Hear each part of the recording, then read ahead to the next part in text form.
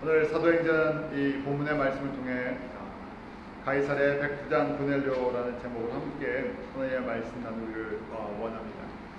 항상 하나님께서는 그 하나님의 그 일을 하실 때 변화를 요구하실 때가 있죠. 하나님의 일하시는 방향과 나라와 민족이 바뀌어 나갈 때 그때마다 환경을 바꾸시기도 하고 또 사람을 바꾸시기도 합니다. 예루살렘에서부터 시작된 그 복음의 놀라운 소식은 이제 예루살렘과 온 유대와 사마리아 땅으로 퍼졌습니다. 예루살렘의 복음을 증거하기 위해서 그 마가의 다락방에 모였던 120명의 성도들을 성령 충만케 하시고 그들을 사용하셨죠. 또 예루살렘에서 예수 그리스도를 만난 그 이민자 디아스포라 유대인들을 통해 주변의 지역으로 흩어지게 하셨습니다. 이 복음이 그렇게 빠른 속도로 다른 지역으로 퍼져나갈지 그렇게 생각하지 못할 때, 또 이방인들이 예수 그리스도를 믿고 하나님 앞에 돌아온다고 생각하지 못할 때, 하나님께서는 지난주의 말씀처럼 그 가장 유대인 중에 유대인이었던 그 사울을 만나주시고 변화시키십니다. 이방인의 사도로 준비를 시켜주셨죠. 그리고 오늘 본문 10장은 드디어 그 이방인 중에 첫 번째 성도가 되는, 첫 번째 신자가 되는 고넬료라는 사람 한 사람을 우리에게 말씀해 주십니다. 하나님의 관심은 이렇습니다. 저희들은 여러 가지 다른 관심들이 있잖아요. 교회를 섬기는 목회자마다 또 관심들이 있을 것입니다. 그런데 하나님은 딱 한 가지 관심이 있어요. 그것은 그 아들 예수 그리스도를 통해서 모든 족속이, 모든 잃어버린 하나님의 자녀들이 생명을 얻는 것입니다. 살아나는 것입니다. 구원을 얻고 하나님의 영광에 참여하는 것입니다. 그러기에 예루살렘에서 시작된 이 예수 그리스도의 구원의 놀라운 소식은 예루살렘이라는 지역에서 멈출 수가 없습니다. 온 유대에 퍼지고요, 사마리아 땅에 퍼지고 거기서 멈출 수가 없이요, 그것은 새로운 변화와 가치관과 도전을 저희들에게 주면서요 급속하게 움직여 나갑니다. 그런데 이것이 하나님의 예정되어 있는, 하나님의 계획 속에 있는 그런 흐름이라는 것이, 저희가 비즈니스를 해도 그렇고요, 정치를 해도 그렇고 뭘 해도요 흐름을 읽을 줄 알아야죠. 세상의 흐름을 읽기 위해 사람들이 뉴스도 보고 또 신문도 읽고 공부도 합니다. 마찬가지로요, 저희가 이 하나님의 나라가 어떻게, 교회가 어떻게 흘러가는지 그 흐름을 저희가 알아야 되는데요, 그것은 바로 말씀과 그 성령의 역사함이 나타나는 것을 보게 됩니다. 유대인들에게만 복음이 퍼진다고 생각했던, 그렇게 생각했던 예루살렘 교회, 또 유대인 교회 그 성도들에게 오늘은 충격적인 사건을 하나 주님께서 소개시켜 주십니다. 먼저 저희가 백부장 고넬료라는 사람의 그런 모습을 저희가 보게 합니다. 이방에게 복음이 전해지기 위해서요, 지금 사도행전 9장과 10장은 사도행전의 전반부와 후반부가 나눠지는 부분입니다. 사도행전 1장부터 7장까지가 유대인들에게 복음이 전해지는 거였으면요, 이제 8장은 사마리아 땅으로 살짝 옮겨지는 그 과정을 보여주시고요, 9장은 이제 이방의 복음이, 이방에 있는 성도들이 구원을 받는 놀라운 것으로 대전환점을 이룹니다. 그래서 사도행전은 크게 보면 1장부터 8장까지, 9장부터 나머지 28장까지 크게 두 가지로 나눌 수도 있겠죠. 왜냐하면 9장부터 이제 본격적으로 이 복음은 유대인들만의 예루살렘에 있는 그런 복음이 아니라 사마리아를 넘어서 이제 전혀 하나님의 백성이 아니라고 생각했던, 영적으로 캄캄한 어둠에 살고 있었던 이런 우리 같은 젠타일이라는 그런 사람들에게 예수 그리스도의 복음이 놀랍게 선포되며 교회의 역사가 그렇게 흘러갈 것을 보여주는 대전환점. 9장에 하나님께서 사울을 부르실 때, 또 10장에 이제 고넬료라는 한 이탈리아 군대의 백부장을 부르심으로 말미암아 마치 이 전체 구원의 스토리가 새롭게 시작되는 것처럼 보입니다. 백부장 고넬료라고 하는데요, 사도행전 10장 1절에 보면 가이사랴에 고넬료라는 사람이 있으니 이달리아계라는 군대의 백부장이다. 로마의 병법이 있었죠. 백부장, 천부장 제도가 있습니다. 밑에 100명의 그 군인을 거느리고 있는 장교가 백부장이고 밑에 1000명을 거느리고 있으면 천부장이죠. 가이사르는 유대를 다스리는 로마의 총독부가 있었던 곳입니다. 총독부 밑에 이달리아 대라는 군대가 있었고 그 군대에 그 백부장의 한 사람이 고넬료라는 사람입니다. 저희가 생각하지도 않았던 전혀 새로운 인물이 등장을 합니다. 이제껏 예루살렘에 있었던 예수님의 제자들이나 예루살렘에 있었던 성도들이나 아니면 그 디아스포라 유대인 중에서 사람들이 한 사람 한 사람 나왔는데 바로 고넬료라는 완전히 배경이 다른 사람, 완전히 출신이 다른 사람, 민족이 다른 사람, 신분이 다른 사람 한 사람을 불러내십니다. 이렇게 전혀 저희가 이스라엘 사람들이 보기에는요, 이 사람도 예수를 믿을 것인가 할 수 있는 사람이에요. 정치적으로 봤을 때는 이 로마는 이 통치를 하는 나라죠. 힘을 갖고 있는 나라의 장교고요. 그 다음에 유대인들은요, 이 로마의 통치, 식민 지배를 받고 있는 그 통치를 받고 있는 나라의 백성들. 맞지 않을 것 같이 보입니다. 전혀 이 두 복음이 이들을 합치게 만들 수 없을 것처럼 보입니다. 특별히 9장에 나오는 사울은요, 아주 강한 민족적인 그 성향이 있는 사람이죠. 유대인 중에 유대인 사람이에요. 아주 유대인으로 꽉 차 있는 사람. 반대로 고넬료는요, 완전히 로마 사람이죠. 그것도 군대의 백부장이라는 사람. 전혀 맞을 것 같지 않은 이 두 사람을 통해서 하나님께서 이 구원의 문을 이방인에게로 활짝 여는 도구로 사용하실 준비를 하십니다. 오늘 10장까지 나올 때 고넬료가 이렇게 쓰임받을 줄 아무도 몰랐겠죠. 고넬료의 특별히 저희가 믿음을 보면 주님께서 저희를 이 시대에 주님의 도구로 쓰시는 은혜가 임하기를 원합니다. 고넬료는 준비된 사람이었습니다. 갑자기 지나가던 한 사람을 그 주님께서 붙잡아서 사용하신 것이 아니라 이전 동안 고넬료를 준비하고 계셨죠. 고넬료의 내면의 그 모습을 저희가 보기 원합니다. 2절의 말씀 한번 같이 읽어볼까요? 시작. 그가 경건하여 온 집으로 덤도 경외하며 백성을 많이 주지하고 하나님께 항상 기도하더니 온 집이 하나님을 경외했다 그러죠. 예수님 당시 이 초대교회 당시에 하나님을 경외하는 유대인들이 있었습니다. 그 이방인들이 있었어요. 이 이스라엘 사람들 또 유대 지역에 오면서 이 이스라엘 유대인들을 통해서 하나님을 알게 되었고요. 하나님을 섬기는 사람들. 그래서 God fearer라고 얘기하는데 하나님을 경외하는 자다고 얘기했어요. 그 중에 좀 더 한 사람은요, 아예 종교를 유대교로 개종하는 사람들도 있어요. 이 고넬료로는 어떤 경유의 어떤 과정을 통해서 하나님을 알게 되었는지 정확히 모르지만 이 로마 군대 백부장으로서 유대 지역의 가이사랴에서 섬기다가 유대인들이 섬기는 그 하나님에 대한 믿음을 갖게 되었겠죠. 구약의 그 여호와 하나님을 알게 되었습니다.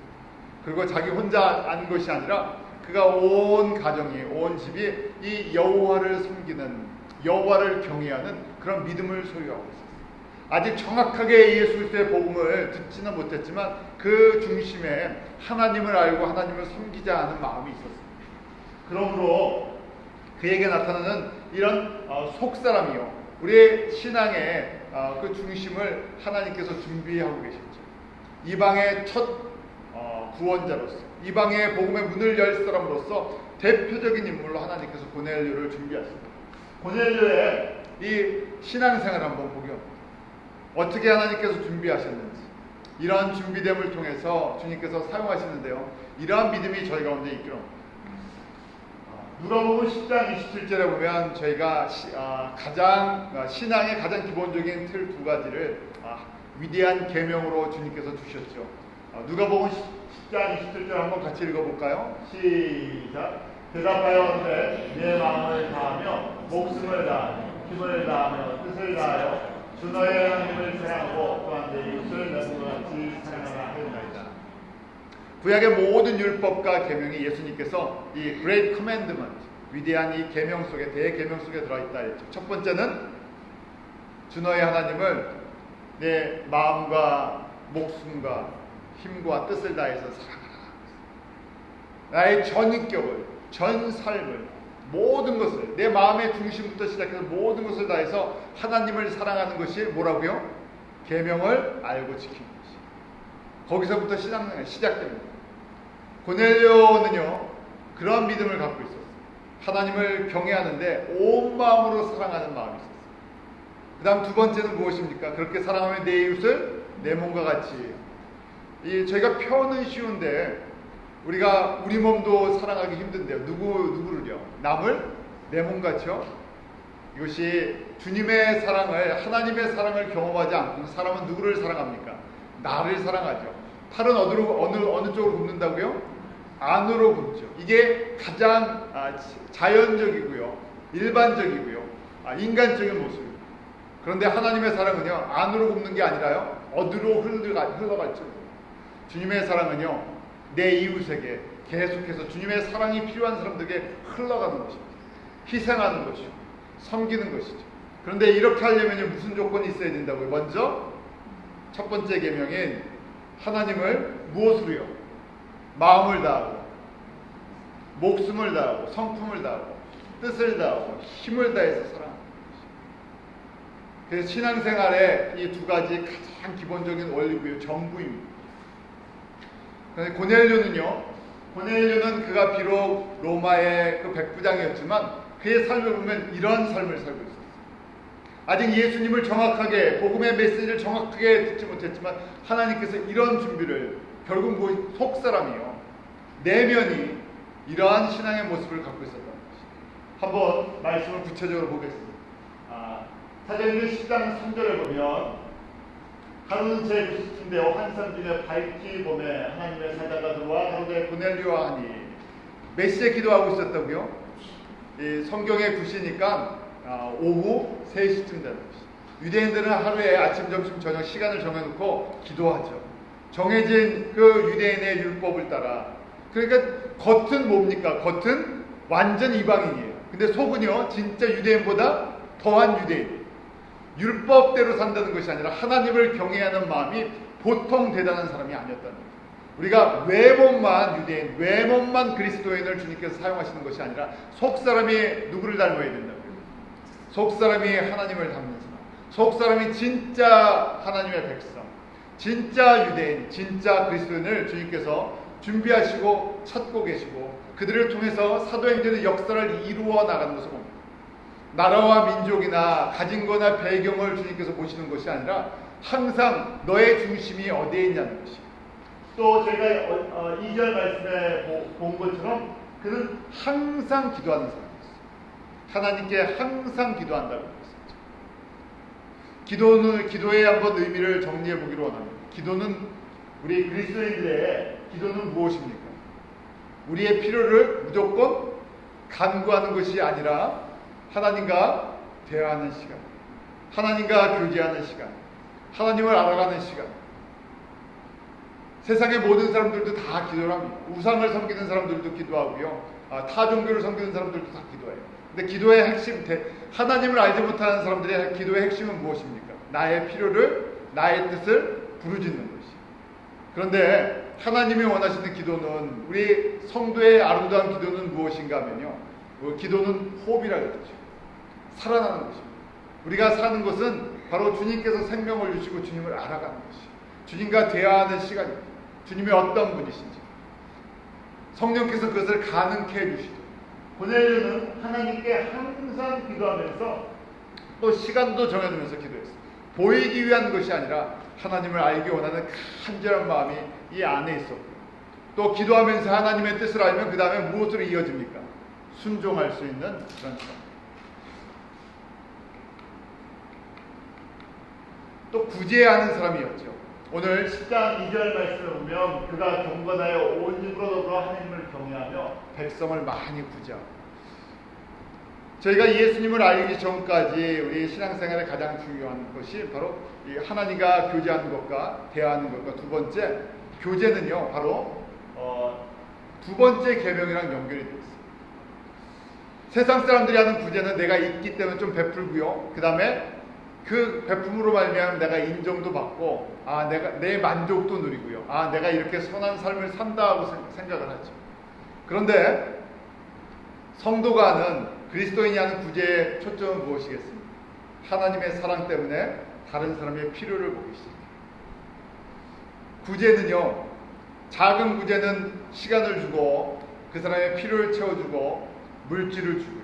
가장 큰 구제는 무엇이겠습니까? 사람들 중에 가장 필요한 것이 무엇이겠습니까? 제가 건강이 필요한 사람들에게는 건강이 필요하죠. 물질이 필요한 사람은 물질이 필요합니다. 도움이 필요하면 도움이 필요합니다. 손길이 필요하면 손길이 필요합니다. 그런데 저희가 가장 필요한 것이 무엇입니까? 예수 그리스도의 십자가의 복음입니다. 물질적인 구제, 시간적인 구제를 뛰어넘었어요. 정말 사람들의 이웃의 필요를 볼 줄 아는 사람들, 그 필요를 채워주는 사람들, 그 사람이 어떤 사람이라고요? 하나님을 경외하는 사람, 하나님을 진심으로 사랑하기 때문에. 누구나 다 저희가 땀 흘려서 얻은 것을 소중하다고 여기지 않는 사람이 어디 있겠어요? 다 소중하게 내 땀을 흘려서 얻는 것이, 시간도 그렇고 물질도 그렇고 건강도 그렇고 그렇게 생각하죠. 내 것이라고 생각하죠.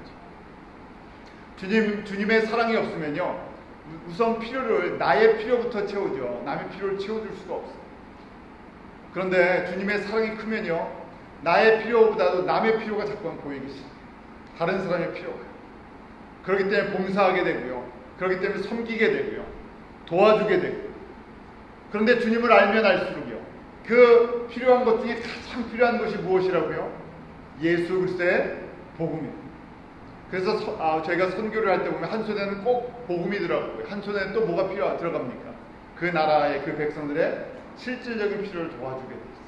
왜냐하면 복음만 전해줄 수가 없고요, 또 그냥 물질만 전해줄 수가 없죠. 우리가 전해주는 구제는요, 예수 그리스도의 복음을 전해주는 그런 통로가 되는 것입니다.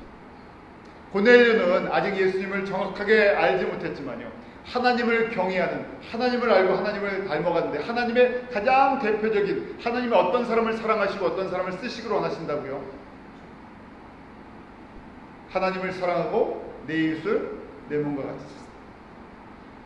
그는 이방인이었고, 그는 로마 사람이었고, 그 다음에 통치자였고, 권세가 있는 사람이었지만, 이스라엘 사람들 가운데서 진짜 이스라엘 백성처럼 살아가던 사람.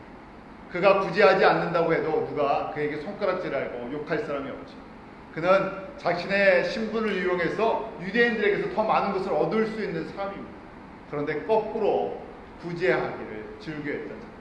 근데 구제하는데 그 앞에 조건이 무엇이 있었습니까? 그냥 구제하는 것이 아니라 하나님을 경외하며, 이것이 가장 중요한 포인트입니다. 하나님을 경외하며. 기도할 때도 누가 들으시기를 원한다고요? 하나님이 들으시면 됩니다. 구제를 할 때도 누가 보시면 된다고요? 하나님이 아시면 됩니다. 우리가 주님을 섬길 때도 누가 아시면 된다고요? 주님만 아시면 됩니다. 왜? 우리가 누구에게 칭찬받기를 원하기 때문에.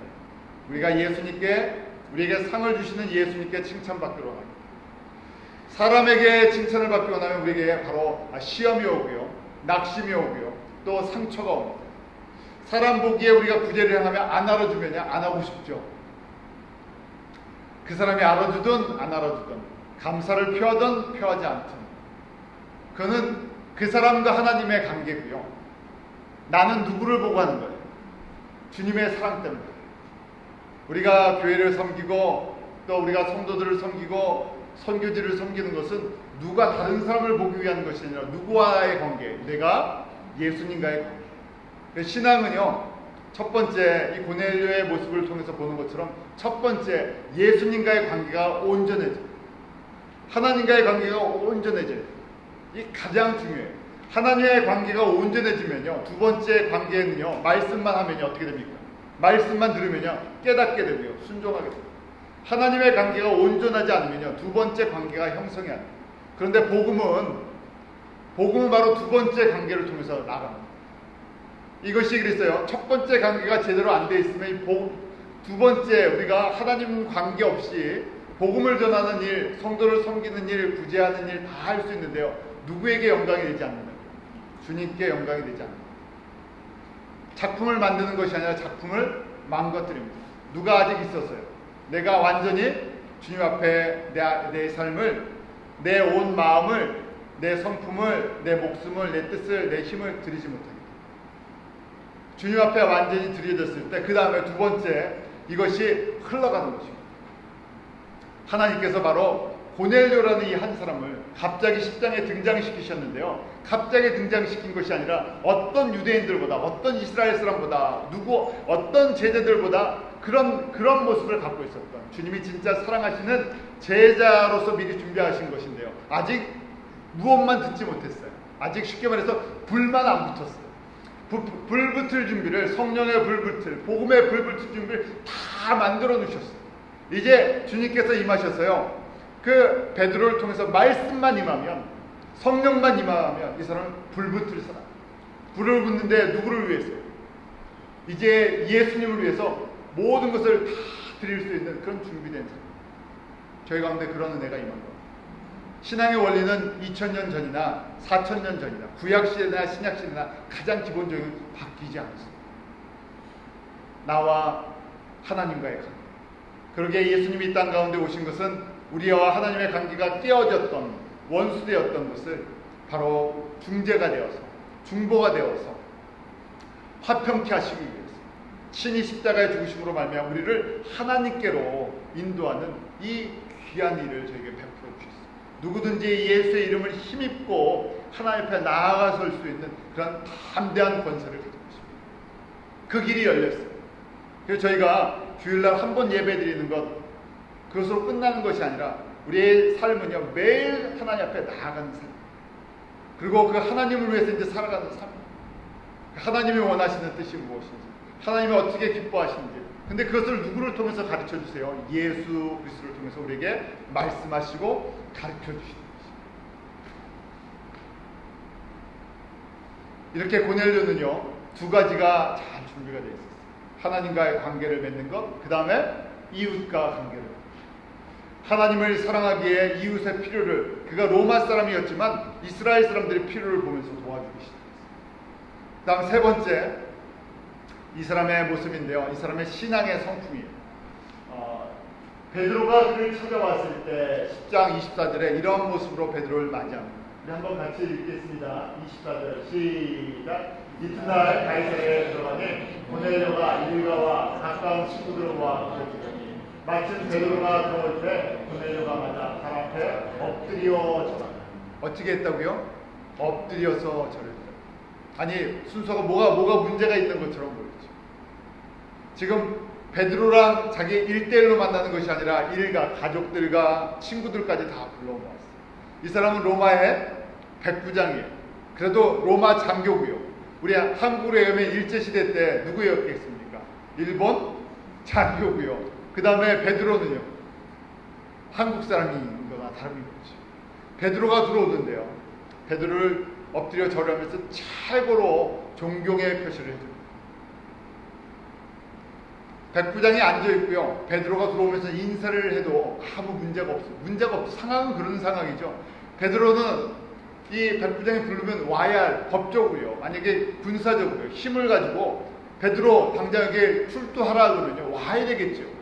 그런 힘을 갖고 있는 사람인데요, 정중하게 천사의 그 기도 가운데 만난 천사의 소리를 듣고 순종하면서 베드로를 정중하게 초청을 합니다. 베드로가 왔을 때 베드로를 정중히 맞이하는 것을 넘어서 최고의 존경을 표시합니다. 왜 그렇겠습니까? 베드로나 인물 본 것이 아니라 그 너머에 계시는 하나님의 손길을, 하나님의 말씀을 듣기를 원하는 마음이 있습니다.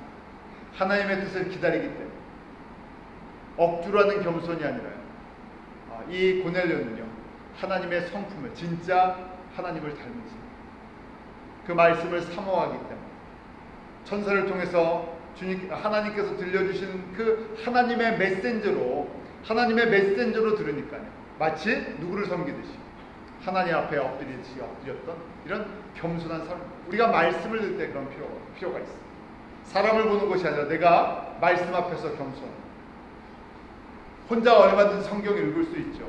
그런데 말씀을 대할 때마다, 우리가 이 말씀을 묵상하고 말씀을 대할 때마다 내가 그 말씀 앞에 엎드리고자 하는, 마음을 열고자 하는 그런 모습이 없으면요, 이 말씀은 나의 것이 하나도 되지 않습니다. 얼마든지 머리는 들어가죠.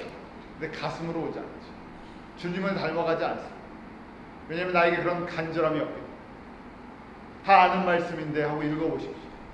얼마든지 다 아는 말씀인데 사도행전 한 5번만 읽으시면요, 그 내용이 다 그 내용이잖아요. 하루에 앉아서 5번 얼마든지 읽으실 수 있어요. 그래서 5번 읽고 나는 사도행전 띄었다 생각하시고요. 그 다음에 사도행전 말씀을 그런 자세로 읽기 시작합니다. 나에게는 이 말씀은 하나님의 말씀이 아니라 단지 성경이라는 종교적인 지식의 한 책에 불과합니다. 그래서 종교적인 사도행전은 내가 알고 있지만 성령께서 나에게 들려주시는 그 하나님의 음성은 놓칠 수밖에 없죠.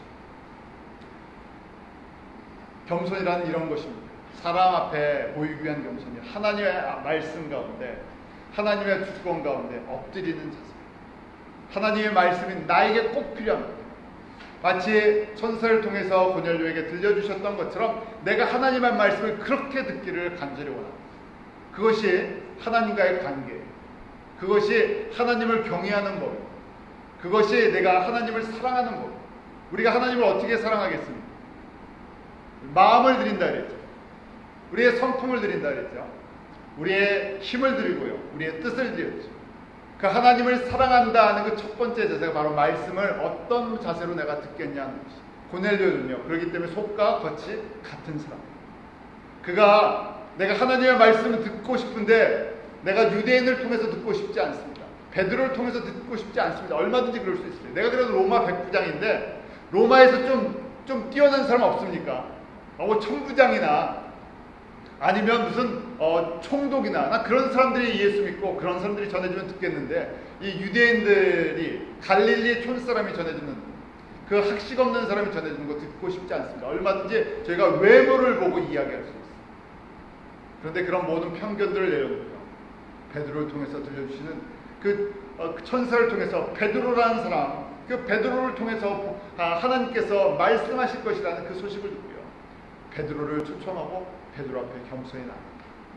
이것이 갑자기 된 것이 아니라 바로 고넬료의 신앙생활입니다. 12제자, 12사도를 통해서 훈련을 받은 사람도 아닙니다.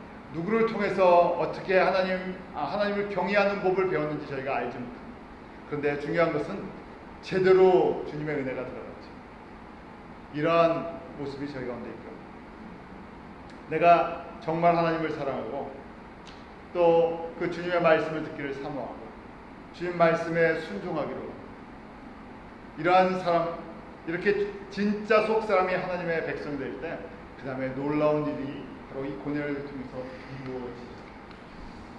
하나님께서 이 고넬료를 통해서 이방의 복음의 통로로 쓰십니다.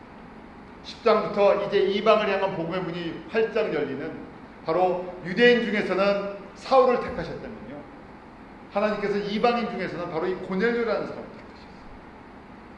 이게 한순간에 나오는 것처럼 보이지만 이 고넬료의 얘기는 오늘 본문 10장과 11장과 15장에 걸쳐서 3번 나옵니다.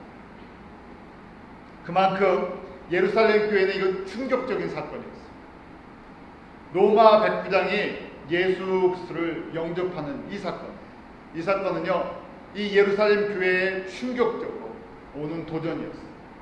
그런데 이건 충격이 아니고 하나님의 뜻입니다. 이제 이방의 구원의 문이 활짝 열리기 위해서 내가 이 사람을 통해서 구원의 문이 열렸음을 선포하는 그런 도구로 쓰시겠다는 것입니다. 하나님께서 이 고넬료에게 주신 한번 복을 보기를 원합니다. 첫 번째는 하나님 앞에 산다를 기억하신 바 되었다. 고넬료가 아직 예수님을 몰랐지만요, 그가 섬겼던 하나님, 그가 경외했던 하나님, 그가 기도했던 모든 것이 하나님께서 그의 기도와 그의 기대가 하나님 앞에 기억되었다고 되어 있는데요, 영어로 보니까 그렇게 되어 있죠. As a memorial offering before God이라고 되어 있어요. 하나님께서 그 memorial offering, 너의 건 내가 꼬박꼬박 기억하고 있다. 우리가 하나님 앞에 섬기는 것, 우리가 드리는 것, 우리가 수고하는 것, 우리의 땀, 우리의 기도, 우리의 구제, 헌신, 복음 전하기 위해서 우리가 그렇게 우리의 삶을 내어놓은 이 모든 것이 누구에게 기억되기를요? 하나님께 메모리얼 오퍼링. 그러기 위해서는요, 누가 기억 안 해줘도 괜찮아요. 사람들이 기억 안 해줘도 괜찮아요. 초점이 누구에게 맞춰져 있다는 거예요. 하나님이 기억해 주시면 됩니다. 하나님, 우리 코람데오라는 말이 있습니다. 하나님 앞에서라는 것이. 사람들은 다 사라져버리고 내가 수고하고 내가 땀 흘리고 내가 사랑하기, 내가 주님을 사랑하기에 나의 모든 그 기도와 구제와 섬김이 누구에게 기억된다? 하나님께서 저장해 주고 있어요. 하나님 품속에 저장하고 계세요. 이런 은혜가 저희 가운데 있고요. 그러기 위해서는요, 눈이 똑바로 되어 있어요. 초점이요. 신앙의 초점이 누구 중심으로 해요? 여호와 하나님 중심으로. 내가 주님께서 기억해 주시면 됩니다. 누구를 보고 섬긴다고요? 주님을 보고 섬깁니다. 누구에게 순종한다고요? 주님에게 순종. 주님의 뜻을 알고 주님의 뜻에 기꺼이 순종하고. 첫 번째 계명이랑 또 연결되죠. 그것이 하나님을 사랑하기 때문에. 하나님을 사랑하기 때문에 순종하는 거죠. 하나님을 사랑하기 때문에 나의 아픔과 나의 필요와 나의 모든 것이 있는데 어떻게 한다고? 이웃을 돌보는 마음이 생깁니다. 섬길 마음이 생깁니다. 이 사람에게 예수가 들어가고요. 이 사람에게 복음의 눈이 떠지고요. 성령께서 사도행전 1장 8절에 주셨던 말씀처럼 성령의 권능이 임하면 이 사람이 그 다음 뭘 하겠습니까? 그 구제의 범위가 이제 그 갈릴리, 가이사랴 주변에 그 유대 땅에서 물질적인 어떤 힘적인 그런 구제에서 예수 그리스도의 그 구원의 놀라운 도구가 되지 않겠습니까? 하지 말라고 해도 할 사람. 왜냐하면 그렇게 준비되어 하나님께서 기억하시기만 하면 됩니다. 하나님 중심으로 살았던 사람. 그의 모든 것을 가지고요. 하나님께서 기억하시는 그런 하나님 앞에 메모리얼 오퍼링이 됩니다. 우리의 삶이 그런 오퍼링이 되기 원합니다. 로마서 12장에 보면 12장 1절 2절에 보면 우리가 드릴 영적 예배, 신령과 진정으로 드릴 영적 예배, 그것이 산제사로 하나님 앞에 드려지는 것이죠. 우리가 하나님 앞에 살아있는 제물, living sacrifice로 드리는 것이 이게 spiritual act of worship인데요. 이게 진짜 예배인데 내가 주님 앞에 나의 모든 것을 드리고 주님의 뜻 가운데, 내가 복음의 뜻 가운데 순종해서 주님 보시기에 네가 진짜 나에게 모든 것을 다 줬구나. 그런 주님이 감동하시고. 근데 주님 앞에 드린다는 것이 결국 누구에게 드리는 거예요? 그 예수 그리스도의 복음과 예수 그리스도의 은혜와 사랑이 필요한 모든 사람들에게 다 사도행전 10장 31절에 봐도 또 고넬료야 하나님 내 기도를 들으시고 내 기도를 기억하셨어요. 계속해서 강조됩니다. 고넬료는 소문내는 사람이 아니었죠. 누구에게 광고하는 사람이 아니었어요. 요새는 하도 모든 게 광고입니다.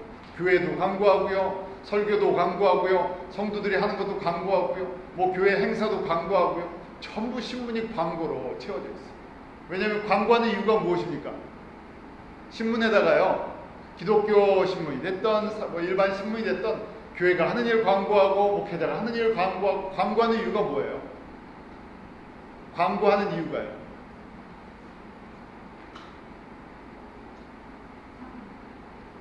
여러분들이 장사를 할 때요, 비즈니스를 할 때 광고를 해야 돼요. 광고를 하시는데 만약에 회사를 하는데요, 제가 회사에서 조금 물건을 팔아요. 그럼 광고했어요. 왜 광고합니까? 이거요?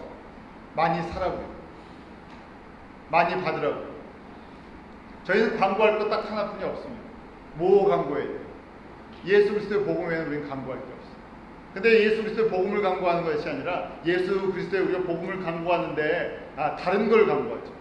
교회 광고하고 목회자 광고하고 다른 거 광고해요. 무슨 얘기예요? 나 좀 사달라는 얘기. 우리 교회 좀 사주고 나 좀 사주고 나 좀 알아주고 그래서 좀 나에게 와서 좀 나를 인정해주고 같이 인정받자는 거죠. 만약에 저희가 진짜 광고하려고 그러면 종교신문이든 기독교신문이든 세상신문 누구만 광고하면 돼요? 예수 그리스도만 광고합니다. 그게 목적이에요. 근데 예수 그리스도의 복음은 광고하지 않고요, 전부 다른 것만 광고하죠. 시대가 그렇게 되고 있어요. 그래서 거꾸로 안 하면 이상한 것처럼 보여요. 사람들이 조금 해놓고요, 창피한 것도 잊어버렸어요. 뭐 조금 뭐 해놓고는요, 신문에다 크게 사진 실어놓고 광고해요. 정말 어려운 사람이 그렇게 하면 광고해주고 좀 인정해줘도 좋죠. 그런데 큰 사람이, 큰 교회가 이만큼 하거든요. 이만큼 광고하고. 거꾸로 영광이 아니라 꼭 잘 보면요, 사람들이 보고 이야 존경스럽다 그러겠습니까? 부끄러운 일. 고넬료는 예수만, 하나님만 나타나기를 원했습니다. 자, 두 번째 보면요, 저희가 이 복음의 통로로 사용받는데요, 이 말씀과 성령의 세례가 그에게 임합니다. 우리가 하나님 앞에 쓰임 복음의 통로가 되기 위해서는 항상 하나님 중심으로, 하나님이 기억하는 하나님만 기억하시면 됩니다 하는 것과, 두 번째 말씀과 성령의 세례가 임해야 한다는 것입니다. 그가 간절히 말씀을 사모했습니다. 33절에 보면 내가 곧 당신에게 사람을 보내었더니 오셨으니 잘하였나이다. 이제 우리는 주께서 당신에게 명하신 모든 것을 듣고자 하여 다 하나님 앞에 있나이다. 누구 앞에 있다고요? 베드로 앞에 있는 것이 아니라 누구 앞에요? 하나님 앞에 있습니다. 정말 잘 오셨습니다. 내가 하나님의 말씀을 그렇게 사모하는데 내가 베드로라는 사람 앞에 있는 것이 아니라 누구 앞에요? 내가 하나님 앞에 있습니다. 예배 때도 그래요. 예배 때 사람에게 보이기 위해서 나오는 것 아니죠? 그럼 도장 찍는 거예요. 사람에게 도장 찍는 거예요. 우리는 누구를 보기 위해서? 주님을 만나기 위해서. 저도 마찬가지입니다. 제가 그냥 제 말을 전하는 것이 아니라 저도 제가 하는 사역은 하나님이 원하시는 하나님의 말씀을 그대로 전해드리는 거죠. 여러분들이 하시는 일은요, 하나님의 말씀으로 듣는 거죠. 그 말씀이 내가 그래야 내 말씀, 그러니까 하나님이 주시는 나의 말씀으로, 지금 이 고넬료가요 그렇게 간절하게 정말 잘하셨습니다. 하나님의 말씀을 내가 이제 들을 준비가 다 돼 있습니다. 말씀만 하십시오. 예배를 드릴 때, 하나님의 말씀을 때 이런 관계가 온전히 이루어집니다. 다 내려놓으시고요. 이 시간 내가 정말 주님께서, 하나님께서 나에게 뭐라고 말씀하시는지 내가 듣겠습니다. 그 다음에 놀라운 사건이 일어나요. 47절, 48절. 이렇게 베드로가 주의 복음을 전할 때, 우리 한번 같이 47절, 48절 읽습니다. 시작. 이에 베드로가 가로되 이 사람들이 우리와 같이 성령을 받았으니 누가 네 이름으로 세례를 금하기로 하고 명하여 예수 그리스도의 이름으로 세례를 주라. 예수 그리스도의 복음이 선포됐습니다. 동시에 뭐가 임하셨다고요? 성령님이 임하셨어요. 어디에 임하셨던? 마가의 다락방에 예루살렘에 임하셨던 그 성령님, 사마리아에 임하셨던 그 성령님, 어디에 임하셨다고요?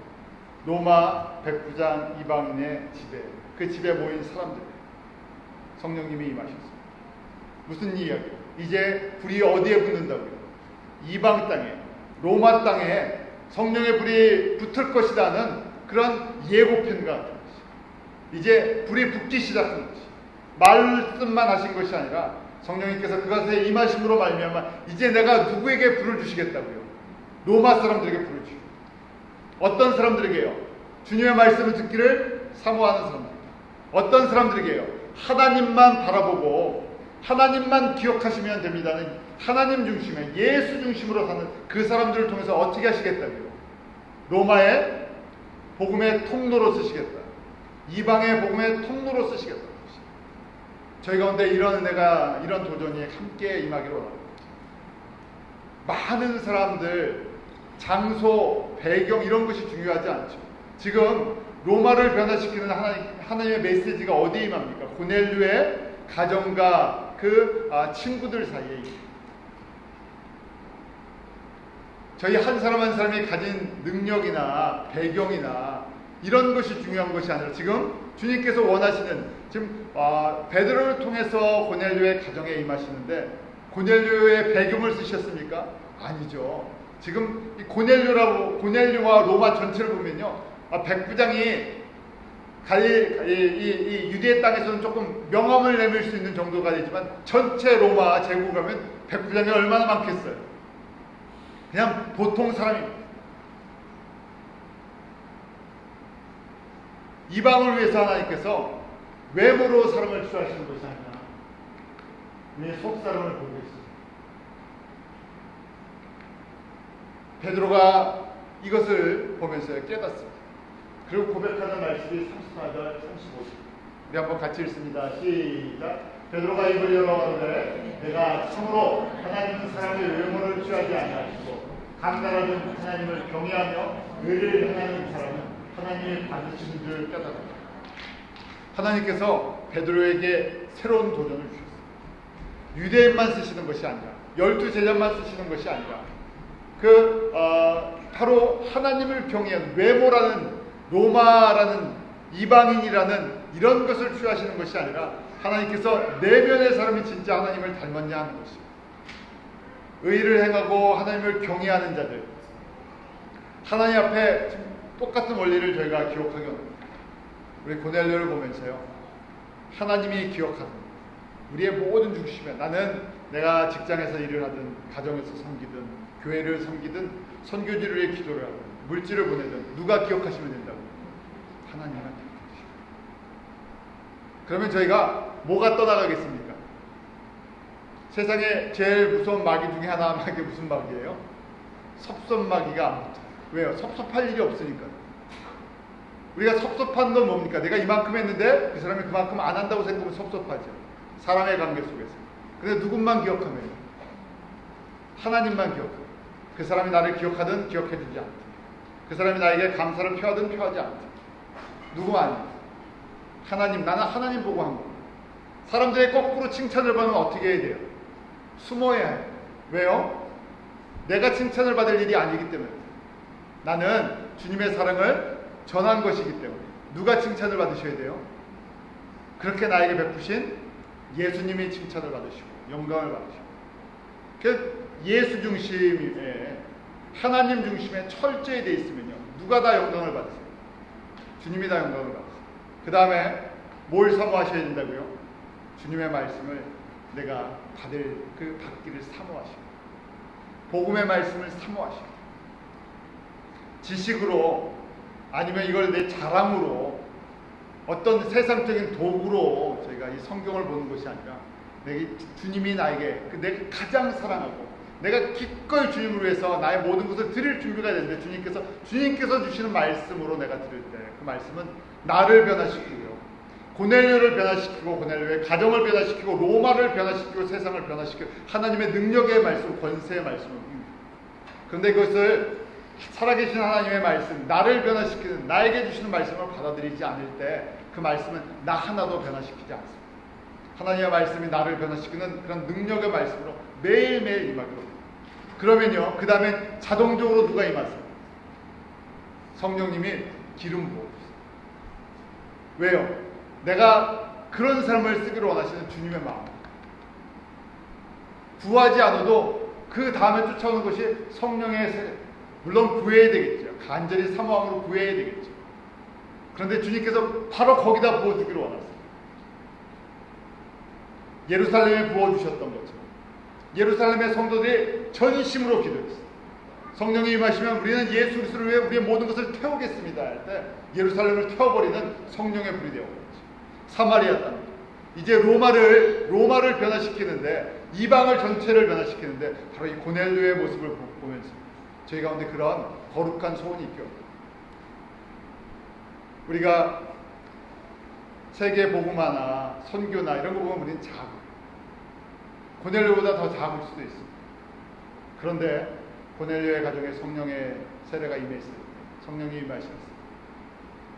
고넬료의 드림과 헌신과 모든 것이 주님 앞에 상달되었을 때 주님께서는요, 그 연약한 사람들을 통해서 로마 제국을 변화시키는 하나님의 능력의 그런 도구들로, 이방의 복음의 통로로 사용하셨습니다. 이것이 교회의 역사죠. 세상에서 교회가 권세를 가지고 힘이 있을 때 세상은 변화되지 않았습니다. 반대로 세상에서 교회가 작고 힘이 없고 연약한 것처럼 보이지만 그 가운데 하나님의 말씀과 성령의 그 충만함과 고넬료와 같은 헌신자들이 주님 앞에 드려졌을 때 로마를 변화시키는, 세상을 변화시키는, 한국을 변화시키는, 우리 민족을 변화시켰던 그 힘으로, 그 강력으로 저희 가운데 역사하셨죠.